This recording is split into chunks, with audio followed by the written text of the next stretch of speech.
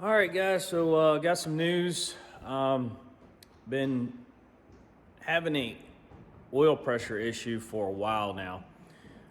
Unfortunately, on the Colorado, when we first went to start this truck, we had some serious issues with the Holly. It was actually overfueling, and it wouldn't start. Come to find out, there were some wires that were switched on the cam sensor plug. So what we did was we figured all that out, but while doing that, we were cranking the truck quite a bit before it had ever started. And we cranked and cranked and cranked on it. And we finally figured out what was going on with the Holly system and got the thing to run. And I think when that was going on, it might have damaged the cam bearings or something like that. And I've kind of been putting it off, and I've been watching what was going on with the tune or the logs. And basically, the oil pressure has been slowly dropping. Cold, it's about 35. And once I make a few passes on it, it's down to like 10, which is not good. So I don't want to damage the block or throw a rod or something like that. So I'm going to go ahead and start pulling this thing out today, and we'll see what's going on.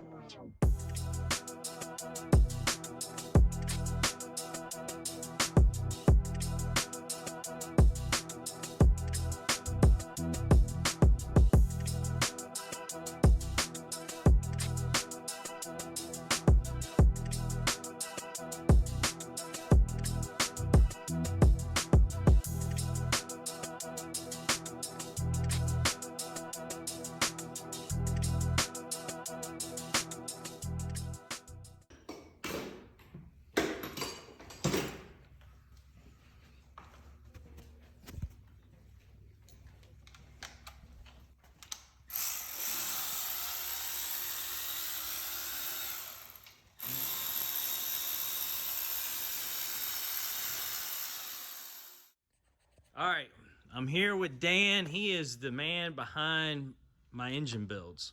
So he's the man that takes care of all my mess ups. And right now, so we got the block all tore apart. Dan's going to explain kind of what happened with the motor, what we think happened, and what the plan is to go from here. So Dan, what do you got?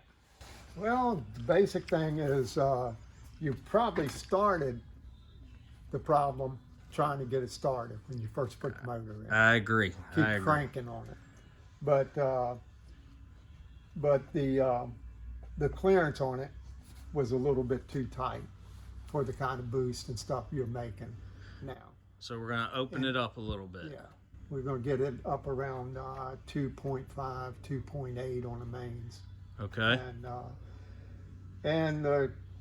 And put the studs in it, which will help because the caps, the main bearing caps, you can see where they've been walking around on the block. Yeah. But luckily they were coated bearings, and basically what you're seeing on here is all coating and zinc and stuff. It really didn't. It don't look as bad as what it is. What it is. Yeah. So we're hoping we're going to be able to just polish the crank up. I'm still running a stock block and a stock crank in this LS2. It's still the stock bore size. None of that's been changed. I'm just running forged pistons and rods. So we're probably pushing this stock block to its limit. So hopefully in the future we might end up needing to get a block, but for right now we're just gonna send it and see what happens and throw the boost to it, because guys, boost fixes everything until it doesn't. So I'll take you in and you can see, here's the crank. Like Dan said, that stuff is kind of just the residue from the coated bearings, and also I was using a lot of zinc additive in this in this motor, along with the Valvoline V1 racing oil, VR1 racing oil. So honestly, I think that kind of saved me. Also, I changed the oil after every race, no matter what. That's just what I do, and I think that helped as well. But we lucked out this go around. So Well, you were smart enough to stop it when you did. yes, guys. All I can tell you is keep an eye on your oil pressure gauge and your oil temperature. You start to see something funny, it don't look right, stop. Yeah, that's right. Try to save that block, because these things are getting harder and harder to find. All right, thank you, Dan. Appreciate it. All right. This is Barry. He's behind the scenes here at Action Auto Works as I well. wouldn't do that. I might throw whatever you're holding. He is Action Auto Works. He is Action Auto Works, right? These are the two guys behind all the madness here. But Dan has been doing this for a long time. And these are some of the cars that he's built. There he is back in the day. Yep. Front engine dragster. He's been doing this a long time. All right, guys, we're going to give you the update on the Colorado engine. We thought it was the thrust bearing. Come to find out, it was actually all the crank bearings in the engine. We believe that damage was probably done from when we first installed the Holley system on the new engine, and we had some issues with wiring, grounds, all sorts of gremlins that we had to work through in order to get the engine to start and run. And while that was going on, we did a lot of cranking on the engine, and it was also filling the cylinders with fuel as well while that was going on. So I'm sure that's probably where the damage was done. So we're going to get everything freshened up. I've got some upgraded parts I'm going to put in it and change some things around, go in a little bit different direction.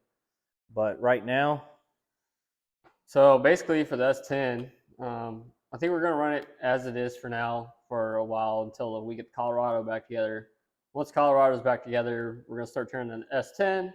We're getting the old lower intake portion from the Colorado, Keltec 243 heads, and then the cam that was in the Colorado. And then should be going either twin turbo or turbo. As you see behind me, we got 2 spare turbos basically. So that is kind of the direction we're going to go for the S10. Nitrous is cool and it's fun, but I mean, just single turbo or twin turbo should wake it up a lot more. I got some parts coming now. Hopefully, we're going to go with up front springs in the front. They're more so tricks with some taller ball joints, help that thing squat down a little bit better, and then eventually some slicks for the rear. So that's about it for the S10. We're just waiting for a good weekend to go do some extra racing, and that's about it.